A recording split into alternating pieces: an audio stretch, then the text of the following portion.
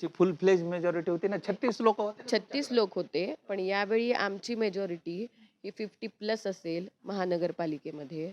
त्यात उद्ध्वस्त झालाय किल्ला काँग्रेसचा. हे आत्ताच 2019 मध्ये गद्दारीचं सरकार बसलं. तर कसं बघतील याच्याकडे? कारण ज्यावेळेस काँग्रेसनं त्यांना चेहरा केलेलं होतं, आता राष्ट्रवादी काँग्रेसमध्ये ते जात आहेत आणि भाजप त्यांच्याशी युती करते. इतिहासातली सगळ्यात मोठा विजय लातूर महानगरपालिकेमध्ये फुल फ्लेज मेजॉरिटीनी. आव्हान असणार आहे का नाही? मग काँग्रेस एकेकाळी या ठिकाणी मोठ्या ताकदीनं लढत होतं.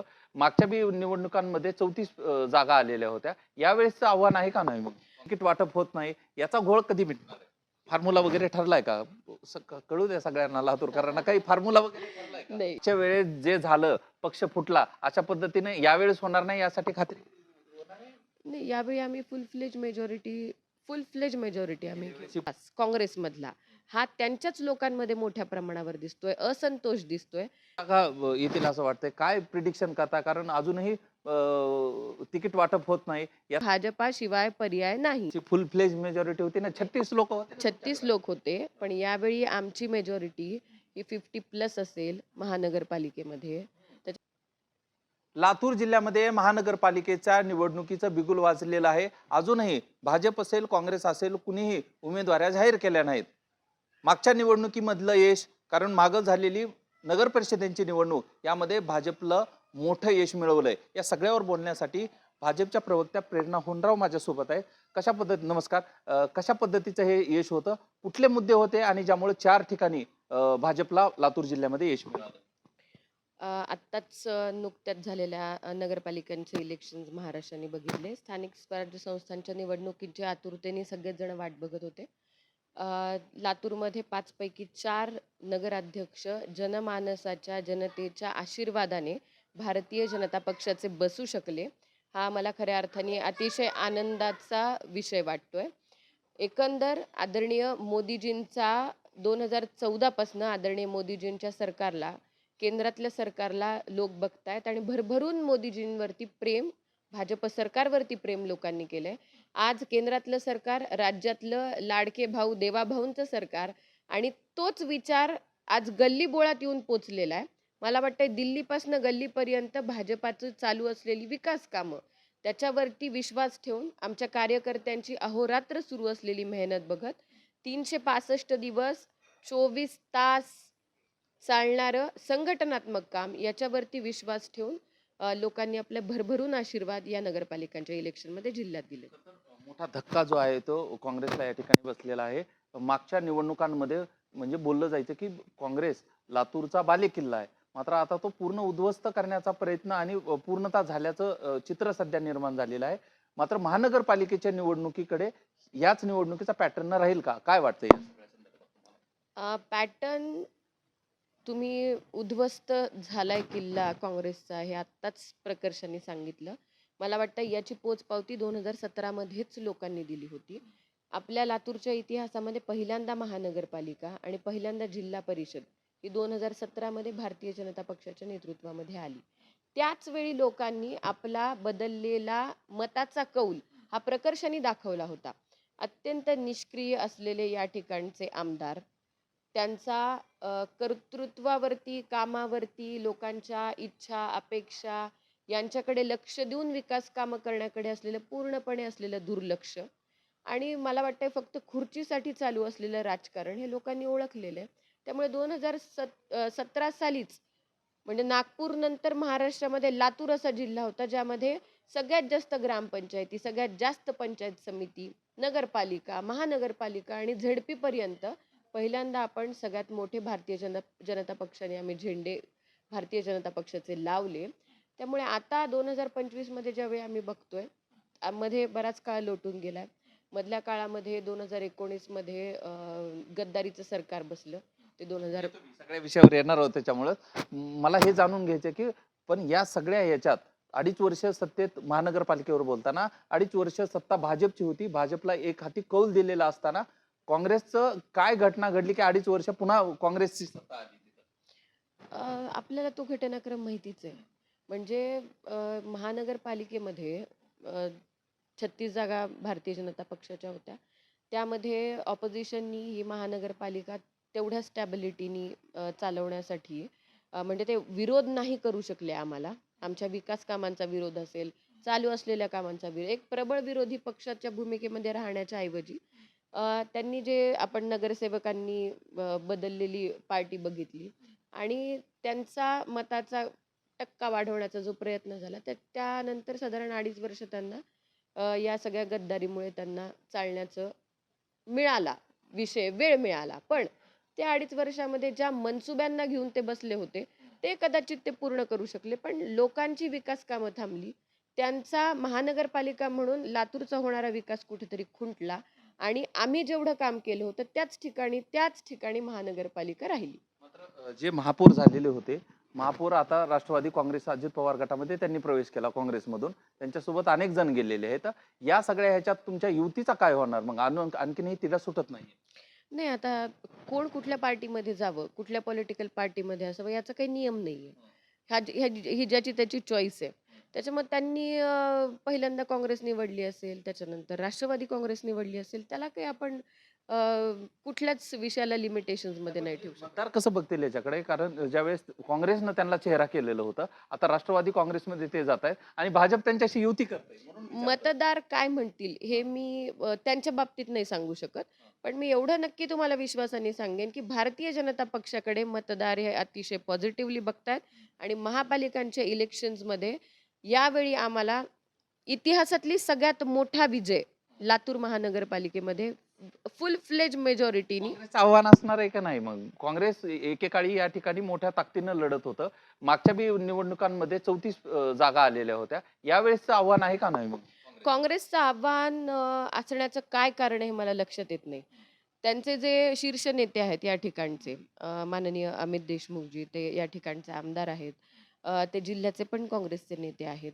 त्यांचं चालू असलेलं काम आपण ज्यावेळी बघतो, त्यावेळी आज भारतीय जनता पक्षाकडे काँग्रेसमधनं प्रवेश भाजपामध्ये घेऊ इच्छिणारे अनेक चेहरे आहेत. सिटिंग जे आहेत त्यांनाही तिकीट मिळते का? आणखीन त्याच्यावरही प्रश्न.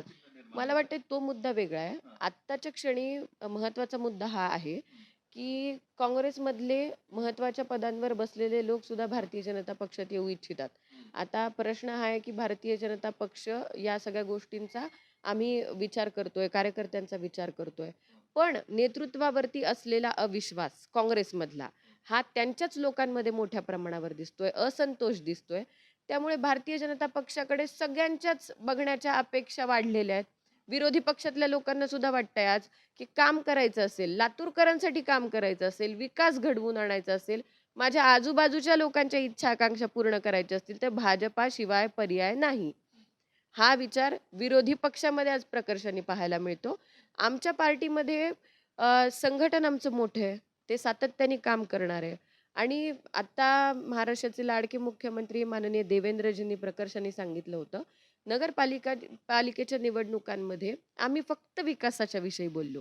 व्यक्तीवरती टीका केली नाही, कुठल्या टीकेच्या मुद्द्यांवरती बोलत आम्ही इलेक्शनमध्ये गेलो नाही. तर आम्ही दिलेल्या विकास कामांना घेऊनच त्याचा लेखाजोखा घेऊन गेलो आणि सगळ्यात मोठी विक्ट्री महाराष्ट्रामध्ये नगरपालिकेच्या या निवडणुकांमध्ये सगळ्यात मोठा पक्ष भाजपा ठरला. त्यामुळे आता तशीच परिस्थिती लातूरची झाली आहे. काँग्रेसमधल्या लोकांना त्यांच्या नेतृत्वावरती नसलेला विश्वास आणि भाजप करत असलेल्या विकासावरचा वाढलेला विश्वास याच्यामध्ये त्यांचा जमलिंग जे आहे ते प्रकर्षाने पाहायला मिळते. महानगरपालिकेच्या निवडणुकाच्या संदर्भात बोलताना ज्यावेळेस आमदारकी झाली होती, आमदारकीत मात्र भाजपला इथं पराभवाचा सामना करावा लागला काही मताने. या सगळ्या गोष्टीवर तुम्हाला वाटतंय का तुल्यबळ लढत होईल का एकतर्फी होणार आहे असं वाटतं तुम्हाला? विधानसभेच्या इलेक्शन्स मध्ये आताची निवडणूक विधानसभेच्या इलेक्शनमध्ये आम्ही यावेळी काँग्रेसला एकदम अतिशय जोरदार आपण झालेली लढत या ठिकाणी बघितली. लातूरमध्ये 1,06,000 लोकांनी भारतीय जनता पक्षाला कौल दिला. पण ते इलेक्शन अतिशय थोड्या मतांनी या ठिकाणी गेलेलं आपण बघितलं. हा जो लोकांचा कौल आहे, म्हणजे लोकसभेमध्ये साधारण 1,00,000 लोकांनी मतदान केलं, विधानसभेमध्ये 1,06,000 लोकांनी भारतीय जनता पक्षाला कौल दिला. आता वॉर्ड्सचे इलेक्शन आहेत, प्रभागांचे इलेक्शन्स आहेत. आम्ही केलेल्या विकास कामांची प्रत्येक घरामध्ये लाभार्थी आहेत. या लोकांच्या छोट्या छोट्या गरजा समजून घेण्याची जी मानसिकता आहे ती महापालिकेमध्ये आपल्याला ट्रिमेंडस विक्ट्रीच्या स्वरूपामध्ये पाहायला मिळेल. किती जागा येतील असं वाटतंय? काय प्रिडिक्शन करता? कारण अजूनही तिकीट वाटप होत नाही. याचा घोळ कधी मिटणार आहे? तिकीट वाटपाचा घोळ असा काही नाहीये. पक्षातल्या वरिष्ठांनी त्या विषयाला घेऊन अनेक बैठका, चर्चा या विषयावरती केलेल्या आहेत. तर आता वेळ फार लांब नाहीये. इलेक्शन्स लागलेले आहेत आणि 30 तारखेला फॉर्म फिलअप करण्यासाठीच्या डेट्स आहेत. त्यामुळे ह्या 1-2 दिवसांचा विषय आहे. डिक्लेरेशन होऊन जातील. युती संदर्भात काय घडतंय? युती होईल असं वाटतंय राष्ट्रवादी काँग्रेस अजित पवार गटाची? कारण काँग्रेस जे शिवसेना जी आहे ती नाराज असल्याची चर्चा आहे. नाही, असं काही नाही. तुम्ही जर बघितलं असेल तर महायुती म्हणून सगळे नेते मंडळी आपण बघतोय चित्र. पण मला वाटतं युतीचा जो निर्णय आहे तो योग्य वेळी सगळ्यांच्या समोर येईल. फॉर्म्युला वगैरे ठरलाय का? कळू द्या सगळ्यांना, लातूरकरांना. काही फॉर्म्युला वगैरे ठरलाय का? नाही, युतीचा निर्णय जो आहे, ज्या पद्धतीने तिकिटांचं डिक्लेरेशन आता होईल लवकरच, त्याच पद्धतीने युतीचा निर्णय पण सगळ्यांना कळेल. कशा पद्धतीनं कुठले मुद्दे घेऊन लातूरमध्ये ही निवडणूक होईल असं वाटतंय तुम्हाला, की या मुद्द्यावरती निवडणूक होणार आहे? या येणाऱ्या निवडणुकांमध्ये आम्ही शॉर्ट टर्म म्हणजे शॉर्ट, मीडियम आणि लाँग टर्म गोल्स असं घेऊन आम्ही येणार आहोत. साधारण 100 दिवसांपासनं मग ते क्वार्टरली आम्ही विचार करू. 3-3 महिन्यांच्या ड्युरेशनमध्ये विकास कामं आपण कशी करतोय. एक उत्तम प्रकारे प्रशासन, महानगरपालिका ही चाललेली पाहायला मिळेल. मागच्या वेळेस जे झालं, पक्ष फुटला, अशा पद्धतीने यावेळेस होणार नाही यासाठी खात्री? नाही, यावेळी आम्ही फुल फ्लेज मेजॉरिटी आम्ही घेऊ. फुल फ्लेज मेजॉरिटी होती ना, 36 लोक होते. 36 लोक होते, पण यावेळी आमची मेजॉरिटी ही 50+ असेल महानगरपालिकेमध्ये. त्याच्यापेक्षा जास्त जागा आम्हाला मिळतील. आणि तुम्ही जर बघितलं असेल लातूर महानगरपालिका क्षेत्रामध्ये आणि अवतीभोवतीचे साधारण एक 3 झेडपी सर्कल जर बघितले, तर मोठ्या प्रमाणावरती लाडक्या बहिणींनी आम्हाला कौल दिला. त्या सगळ्या बहिणी आमच्या सोबत आहेत. विचारणार म्हणूनच, किती मोठा इम्पॅक्ट ठरेल या निवडणुकामध्ये लाडक्या बहिणीचा? लाडक्या बहिणींनी म्हणजे विरोधकांनी खूप प्रयत्न केला. लाडकी बहीण योजना बंद होणार, फक्त ही इलेक्शन पुरती आलेली योजना आहे, असं विधानसभेच्या वेळी सगळ्यांनी ओरडून सांगण्याचा प्रयत्न केला. पण आमचे माननीय मुख्यमंत्री महोदय देवेंद्रजींनी त्यावेळी पण सांगितलं होतं, की लाडकी बहीण योजना ही चालूच राहणार समाजातल्या त्या शेवटचा घटक असलेल्या माता भगिनींसाठी. आपण बघतोय ती चालू आहे, अतिशय उत्तमरित्या चालू आहे. आणि लाडक्या बहिणींना होणारी मदत ही वारंवार आमच्या कानावरती येते. त्यांचा उत्साह आमच्या कानावरती येतो. ही योजना महिलांना चालना देणारी आहे आणि सरकारप्रती एक विश्वास निर्माण करणारी आहे. प्रेरणा हुंडाव स्पष्ट सांगतायत की 50 पेक्षा अधिक जागा या लातूरमध्ये आम्ही जिंकणार असल्याचं देखील त्यांनी स्पष्ट केलं. येणारी निवडणूक ही महत्वाची आणि वादळी ठरणार हे मात्र निश्चित. कारण 50 एवढा जर दावा केला तर काँग्रेस यावर काय रणनीती आखणार तेही महत्वाचं असणार आहे. एकेकाळी काँग्रेसचा बालेकिल्ला मानला जाणारा लातूर आता भाजप अनेक ठिकाणी विजय मिळवत असल्याचं पाहायला मिळतंय. येणाऱ्या निवडणुकांमध्ये भाजपची घोडदौड याच पद्धतीनं सुरू राहते का? निवडणुकांमध्ये काय आणखीन वेगळे मुद्दे येतात आणि त्यानुसार निवडणूक फिरते का, हेही पाहणं महत्वाचं असतंय. ताई, वेळ दिला, खूप खूप धन्यवाद. आणि यानंतरही आपण भेटत राहू. आणि महानगरपालिकेच्या जे 50चा दावा आहे, पुढचे लोक काय म्हणतात हे आपण पाहणार आहोत. नक्की, अगदी बघू. आणि मी पण खूप उत्सुक असेल तुम्हाला बोलण्यासाठी, भेटण्यासाठी. इलेक्शन कॅम्पेन सुरू असताना प्रत्यक्ष काय होतंय हे आपण सगळेजण मिळून बघूयात. आणि उत्साहाने तुम्ही आमच्या सोबत आलात तर आमचा उत्साह नक्कीच द्विगुणित होणार आहे. त्यामुळे आपण एकत्र राहू. खूप खूप धन्यवाद. अशाच मुलाखती पाहण्यासाठी यूट्यूब चॅनलवर जर नवीन असाल तर यूट्यूब चॅनल नक्की सबस्क्राईब करा आणि हा व्हिडिओ आवडला असेल तर सर्वांना शेअर करा. इथेच थांबूया. धन्यवाद.